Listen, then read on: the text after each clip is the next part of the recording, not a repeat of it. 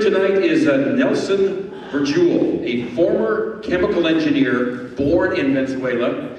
He has been HIV positive since 1983.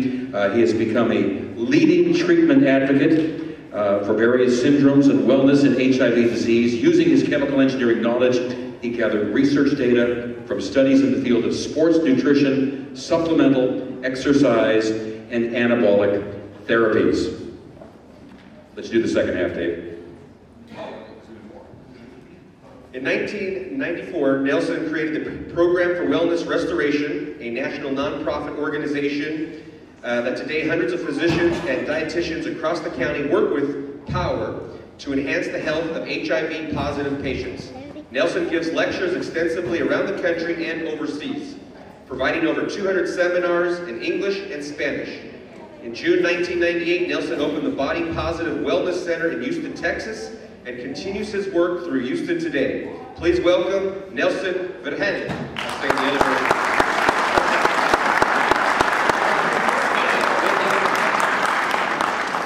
How's everybody doing? It's my first time. I can't see anybody, so I'm sorry. It's my first time in Fresno, and look at the beautiful theater. I mean, you guys have a beautiful, beautiful place here, and I love the atrium outside.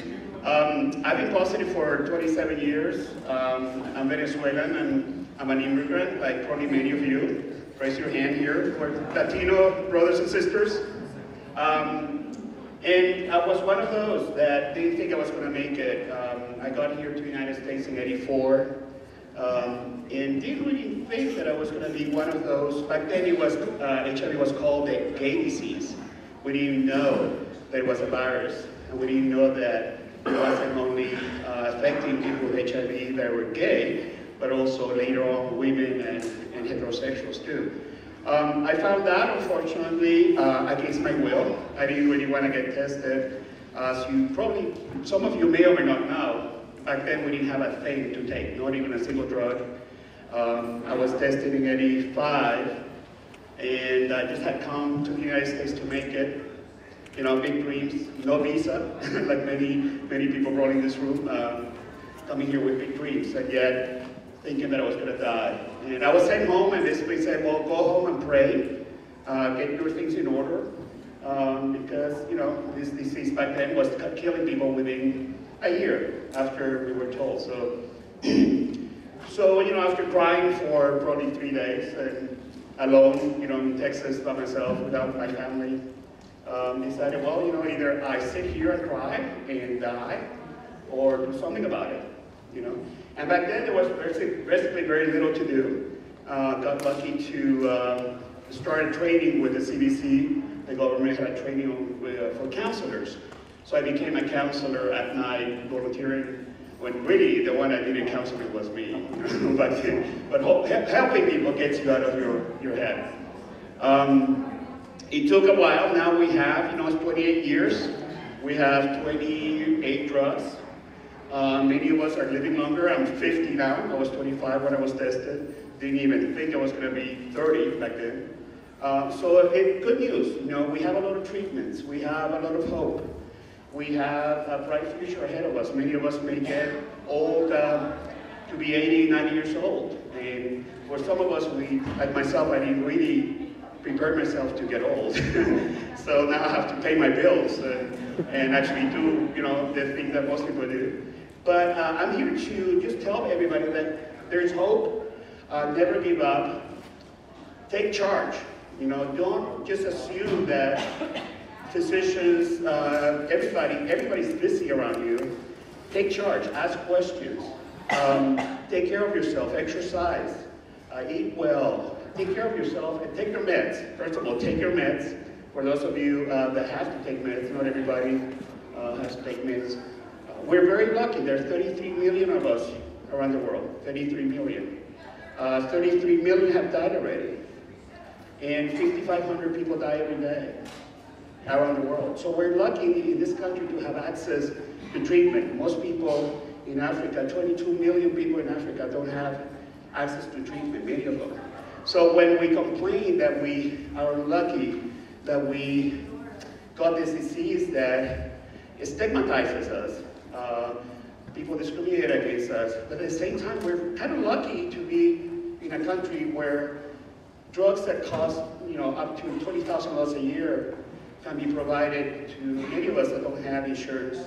So I tell people, bless those meds that you have in your hands, because there are 25 million people that would love to have it and would love to be, as lucky as you are in your medication access. So there's still a lot of problems. 40,000 of us are getting infected every year in this country, and 50% of them are people under 24 years old.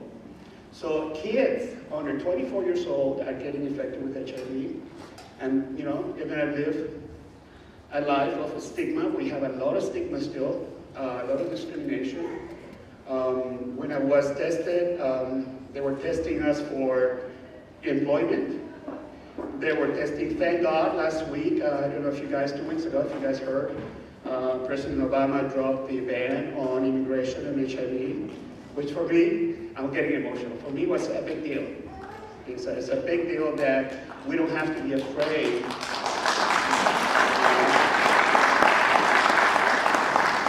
We don't have to be terrified to immigrate to this country and then get deported because we got HIV usually in this country. So that's a big deal. Another big deal is that data now shows that most of us are going to have a life expectancy of over 50 years after infection. So I tell people, don't assume that you are going to die young. You're going to have to pay your bills. You're going to have to choose the right partner, boyfriend, girlfriend. Well, some of us made wrong decisions because we thought we were going to die. Some of us got into drugs and alcohol because we're going to die young. So now we have to be responsible, which is hard for some of us to do after being told I'm HIV positive. But anyways, good news, great news. Be happy, be empowered, talk to your doctor. Don't be afraid to ask questions. I tell people, one person can make a big difference. I don't know if you guys know about Ryan White, the kid that in the 80s got HIV through an infusion, he was hemophiliac. Him and his mother were able to go to Congress, fight, and get what we call the Right Life Care Act, which now provides funding for drugs to everybody in this country. One little kid and his mom were able to do that. So we're all very powerful. We can change the world. And don't assume that because you have HIV and you may not have insurance or money or a job, that you're not powerful. You're powerful, and you have the right to be healthy, and you have the right not to be discriminated. So anyways, I'm not going to go on because I get a little emotional. And thank you again for having me, and let's have a good show today.